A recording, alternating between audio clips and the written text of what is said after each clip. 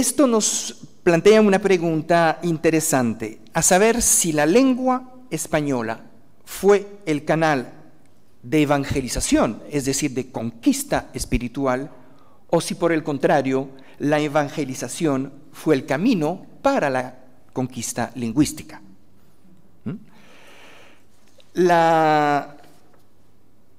Pasemos a las gramáticas y vocabularios.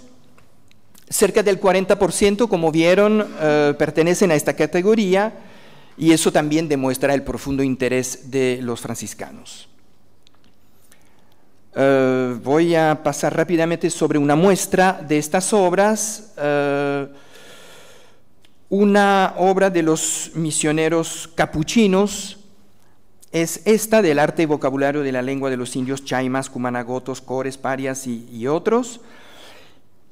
Y nada más el título es un claro reconocimiento de las diferencias dialectales de la lengua nativa. Y el propio Tauste lo explica haciendo la analogía con las lenguas de España, el castellano, el aragonés, el valenciano y el gallego. Esa obra gramatical es una suerte, consta primero de una suerte de vocabulario que sigue un orden alfabético poco estricto, pero no se limita al léxico, sino que presenta la voz en contexto, que parecen determinados y de uso frecuente, y es un documento interesante porque presenta una visión de la lengua nativa en todos los niveles lingüísticos de análisis: el fonético, el morfosintáctico, el léxico. En el léxico, para darles un ejemplo, presenta en el caso de maíz distintas voces, como el maíz mezclado de rojo, el morado, el amarillo, el blanco, el mezclado de negro, el largo, el molido, etc. Y para explicar estos términos, estas voces, recurre a la descripción. Destacan también dos gramáticas, una de Manuel Yangües y una de Matías Ruiz Blanco, que son claramente textos destinados a los misioneros, porque dice Yangües en una dedicatoria: te ofrezco, piadoso lector, en este libro una buena voluntad de aliviarte en la suma dificultad que has de experimentar y al noticiarte de este nuevo idioma, que siendo único medio para cumplir tu vocación, no dudo que el verle puesto en arte será incentivo para que perseveres en ella.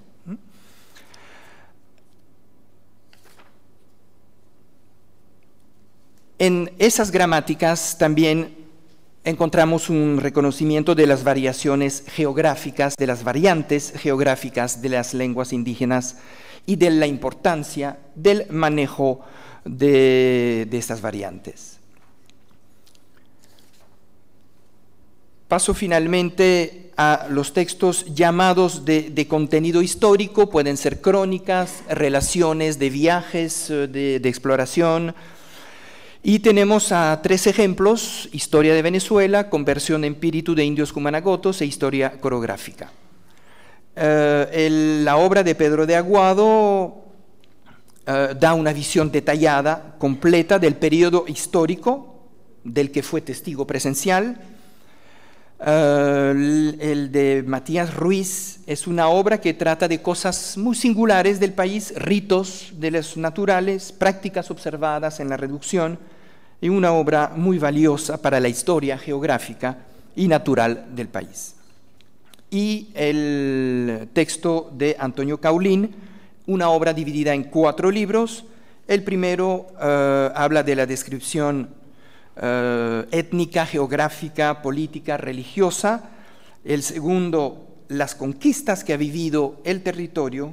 El tercer libro se dedica a la conquista evangelizadora, nombrando a las misiones, las fundaciones, las expediciones de los misioneros. Y el último, la historia de los misioneros comprometidos. También se recogen voces cumanagotas en estos textos, que si bien no son traducciones, es un poco lo que explicaba Marta anteriormente y otros que me precedieron, son textos que recurren a la actividad traductora. En conclusión, estas obras estudiadas dejan ver que en lo educativo se privilegia las misiones privilegian la enseñanza de la doctrina religiosa en 2 lenguas de forma simultánea y crean importantes materiales con fines didácticos tanto para formadores como para aprendices. En lo terminológico se privilegia una terminología precisa, como lo exige la regla, y se excluyen términos no pertinentes o ambiguos. En lo traductivo se sigue el postulado de San Jerónimo, se me fue la J, quien concibe la traducción ante todo como una interpretación del sentido. Y ahí vemos también la vulgarización de las traducciones que hemos podido comprobar en otras intervenciones. Y en lo lingüístico se realizan amplias descripciones de las lenguas nativas en diversos niveles de análisis de la lengua y se reconoce la variación dialectal, lo que permite también enriquecer la lingüística de las variantes locales de Hispanoamérica. En la publicación hay un ejemplo muy claro de la palabra butaca, como es desde el siglo XVII que se incorpora a la lengua española, incluso reportado por el diccionario de la Academia, como voz cumanagota. Bien. Eso siempre para hacer la pequeña publicidad de mi grupo de investigación en Montreal y bueno, les agradezco su atención.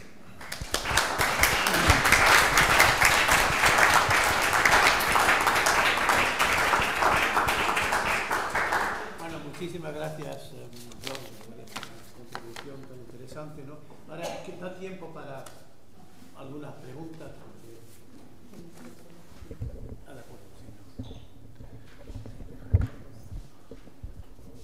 Muchas gracias, profesor Bastán. Yo sobre Venezuela no tengo ni idea y por eso le pregunto.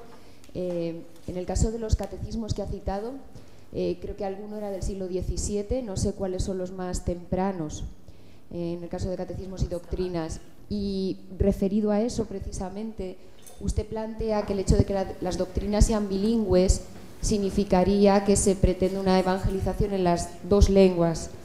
En el ámbito novohispano, por lo menos hasta que termina el siglo XVI, al menos, el hecho de que las doctrinas estén en las 2 lenguas solamente significa que el misionero tenga el término español comparativo para poder adoctrinar en náhuatl, no que vaya a educar en español, puesto que no fue la política de los misioneros a pesar del interés de la corona. Entonces no sé si en Venezuela ya es una época más tardía y hay mayor imposición del castellano o no sé. Claro, la utilización de ambas lenguas viene mucho más tarde. Me pregunta acerca de los primeros ejemplos de catecismo. Ya desde el siglo XVI hay catecismos, pero no son franciscanos. Pero si le interesa, yo tengo una publicación sobre los 23 catecismos venezolanos ya publicada en la revista TTR, que consigue en línea.